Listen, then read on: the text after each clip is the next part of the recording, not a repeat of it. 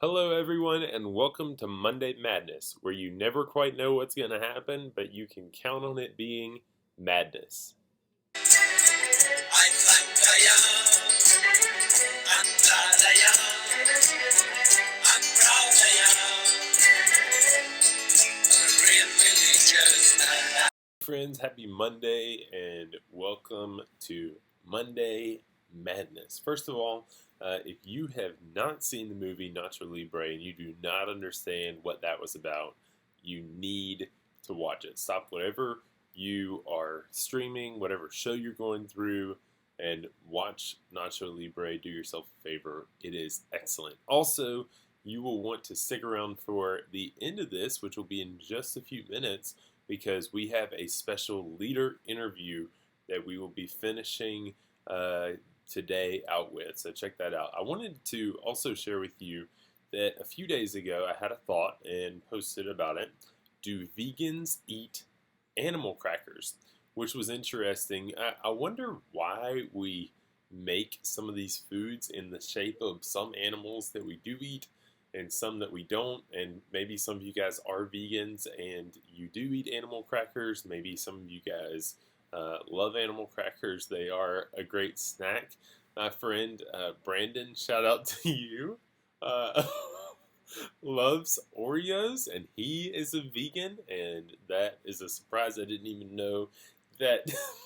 Then I realized that we eat like gummy worms and Swedish fish, and all of you can think of other animal-shaped snacks that we partake in for whatever reason, which is kind of strange in and of itself because who would eat an actual worm? But it got me thinking about vegans, which is something that I have a limited understanding of in general because I love Chick-fil-A.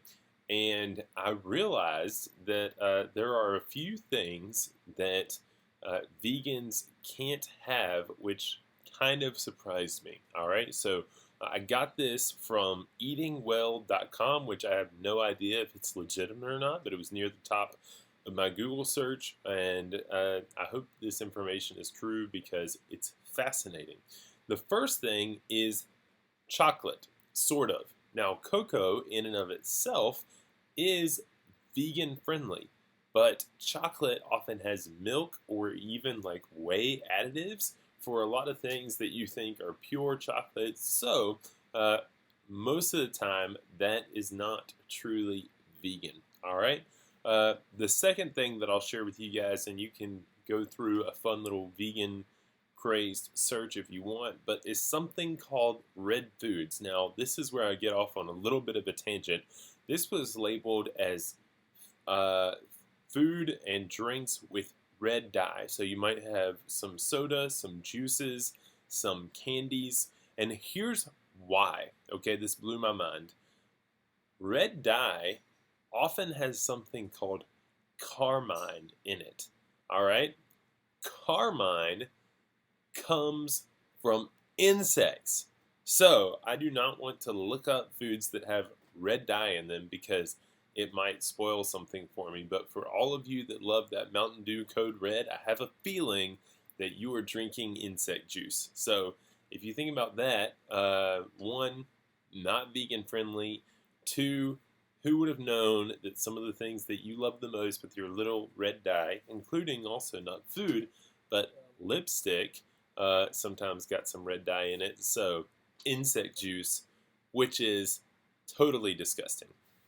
I digress from that. That's a little fun facts of the week. Who knows what I might have for you on our next Monday Madness. But this is a significant day because it is the day after Easter Sunday. Now, I hope you guys tuned in to our Park Ridge Church Easter service.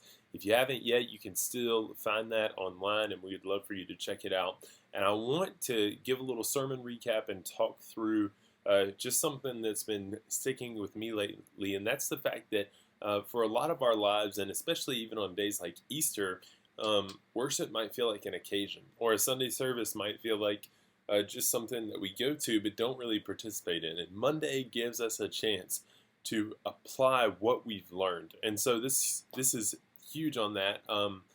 But as we were going into the service, we had a few neat features, but one of my favorites was the reading of Matthew chapter 28, verses 1 through 9. If you guys remember, there's a clip of several of our different members that read from that passage, one of which was our very own student, Rebecca Reed. Rebecca, you did an amazing job, and you've been killing it on the keys lately, so I wanted to give a little shout out there.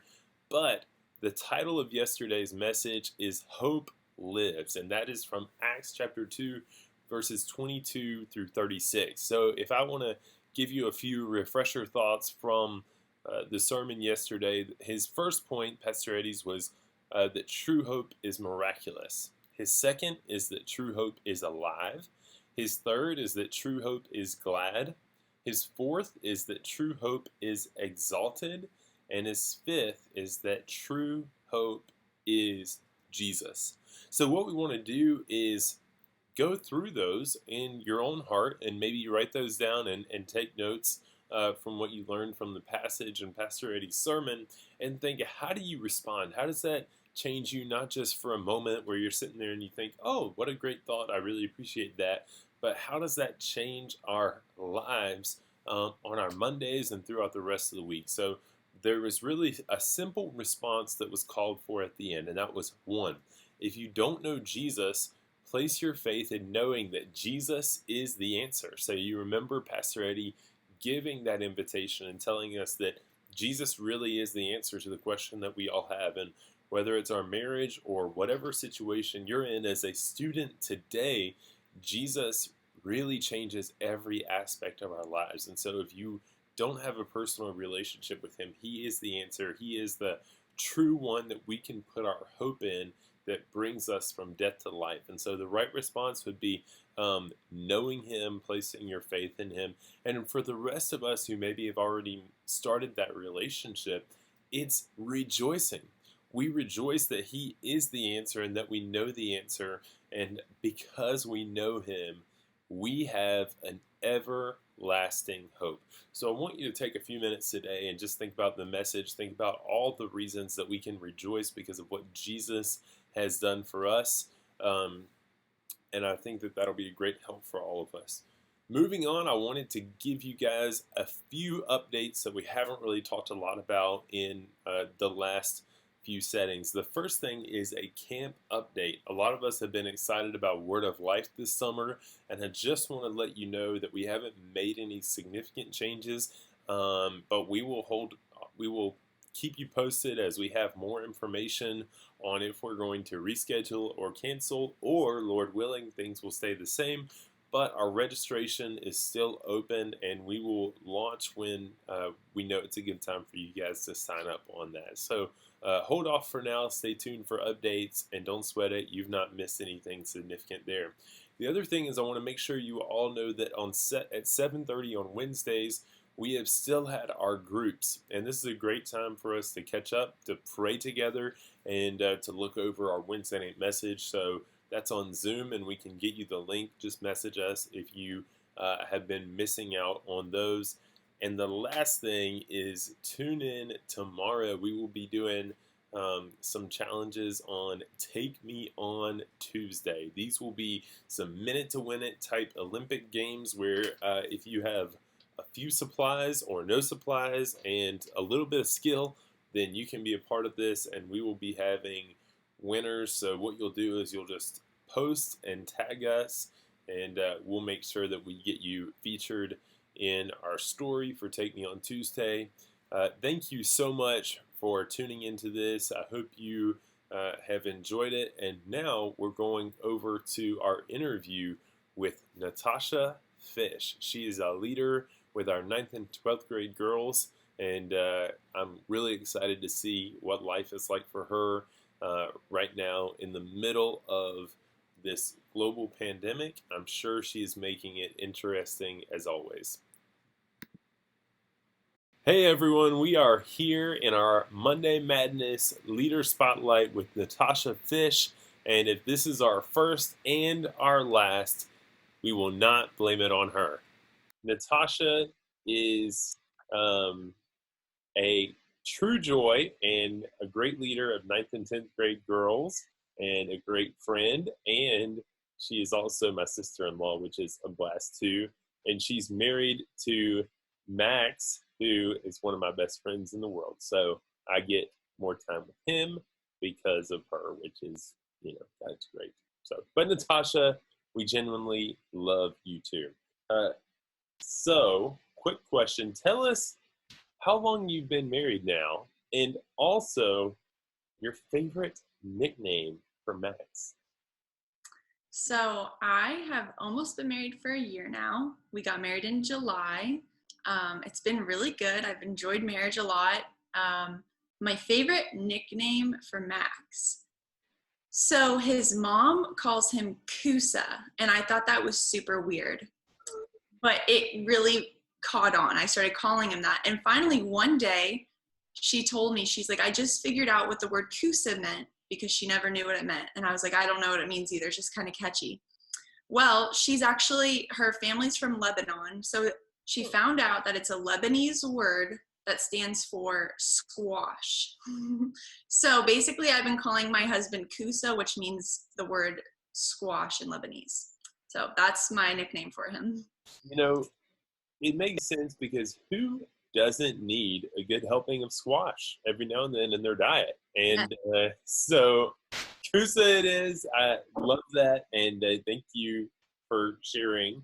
And we talked a little bit about how you guys are getting a little bit more time together in the middle of this global pandemic, which is awesome, but we all miss things from life as usual. So, Natasha, for those of you that maybe don't know you super well, this will give you a little insight into who you are, but what are some things that you are missing the most right now? Oh, that's hard.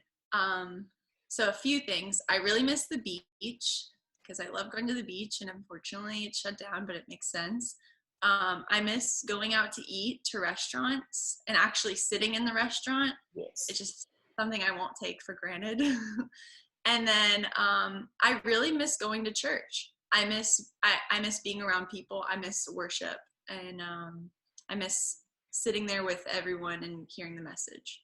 Yeah, no, that's awesome. I definitely can relate to all those, and I'm grateful that some of our favorite restaurants are still doing takeout, but it's just not the same of sitting there while it's hot, somebody taking good care of you.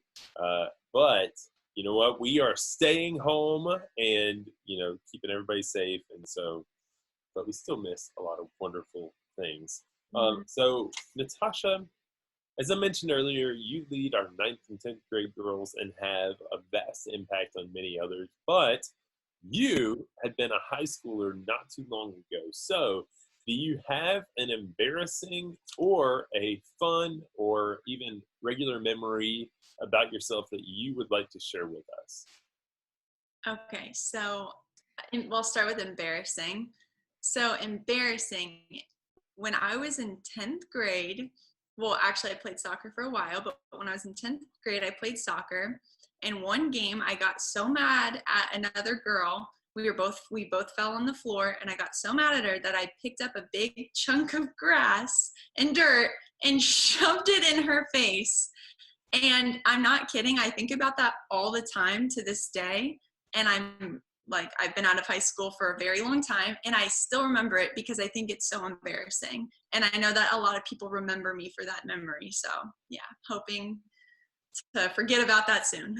I think we've all been at a place where our competitive nature gets the best of us, and maybe you're the reason that so many fields are turf now, because it'd be hard to pick up some dirt, but we can all use some good will to win, and that plays great in a lot of areas of life. So I appreciate that. Maybe the girl with dirt on her face, yeah, but we've all lived and learned. So yeah. If she's listening right now, I'm very sorry.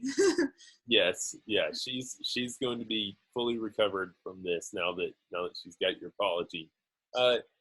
If you could give a piece of advice, maybe it's something short or simple or profound for high school Natasha that maybe would relate to anyone else listening, but specifically our high school girls, what would you say? Okay, so if I were talking to myself, there's a lot of things I would say, but I would say the biggest thing is every day put in work. Every single day, do what you need to do to become the person that you want to be, whether that is read the Bible every day. Even one verse is better than nothing. Do your schoolwork because you're going to want to, have the education later. So every single day, just make it a priority to do that day. Don't think about the big picture, like, oh, I have to do all of this. Just take it one day at a time, and then you're going to look back and you're going to see that you are a much better version of yourself. You're a godlier version of yourself, and you're ultimately closer to the person you want to become. So, Yeah, that's awesome. I think a lot of times, even for me, I want to take on the world, but you don't want to do the steps that it takes, like day in, day out, to get there. And so I think that's a great piece of advice. And, if people started doing certain healthy habits in high school, that could make a huge impact on their life. So, Natasha, this rolls into more life lessons. You shared something with me just a few moments ago that I want you to share, but the first thing I want to cue you into as kind of life lesson part A is we talked a little bit about TikTok and maybe just in general. First of all, I don't have TikTok because I would just embarrass myself because I can't dance. So that is what it is. But we have a lot of screen time that we can have access to now. How are you feeling about, just being safe on social media, and whether it's TikTok or anything else, maybe healthy practices that we could have during this time? yeah, so we're very bored right now, obviously. And usually, when we're bored, we do things that we later on are like, oh, that was so silly. Why did I do that? I'm going to regret this. So I would just say be very cautious about what you're posting, what pictures you're taking, what you're putting up on TikTok, because I know that people have probably told you this, but once you put it on the internet, it's there forever. And that's just something to be cautious of. Think of the person that you want to be in a few years. Still have fun, be a teenager, have fun, but think of the person you want to be in a few years and think like, oh, is this the kind of stuff that I should post? Is this the kind of things that I should put out there? So just be cautious on TikTok. Also be cautious about what you're looking at. So yeah. Yeah, no, that's great. And there's a lot that you can still do off the screen, right? Which is kind of something that we also talked about. And even though you might be quarantined and isolating, it doesn't mean that you're stuck to your couch, right? So, what are you doing right now that's been helpful? Okay, so kind of what I said about take it day by day, like do every day. So what I've been doing is every day I make a list of the things that I want to do or that I've done. So I find that I've completed stuff, and that makes me feel good for whatever reason. But what I would suggest doing is making sure you're actually drinking enough water, take care of yourself, take care of your body. I know that we want to eat like it's hurricane season and we're just eating all the junk food, but this is now our lifestyle. So instead of just doing like a week at camp type of food diet and everything and no exercise, we need to start adapting to, okay, this might be a little longer. So let's take every day at a time and let's take care of ourselves during that day. So if that means like a couple minutes of exercise, even 20 jumping jacks is better than nothing. One glass of water is better than nothing. So just start small, and then you'll see when you look back, wow, like you actually created some good habits. Yeah, absolutely. And I think we've all had that moment where we've gone through the day and we've realized, how did I forget to drink almost any water?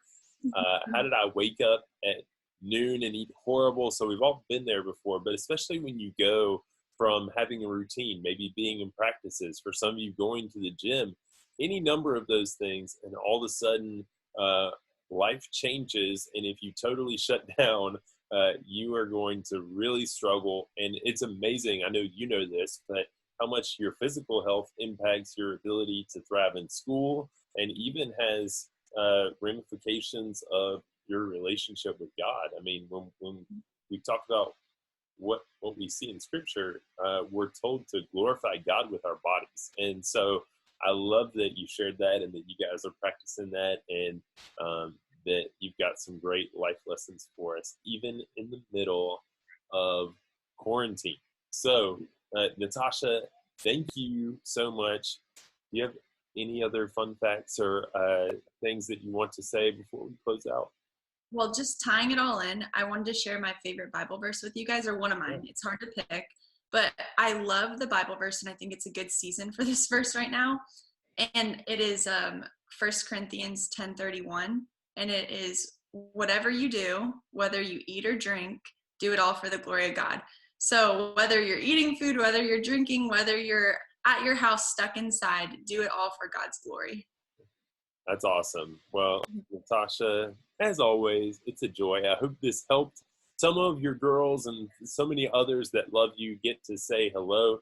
And if you haven't met Natasha, maybe this will be a great first intro and you can see her again at Park Ridge soon. But thank you so much for your time and all the life help. And friends, we hope you have enjoyed the first, maybe of many, times of Monday Madness. See you later.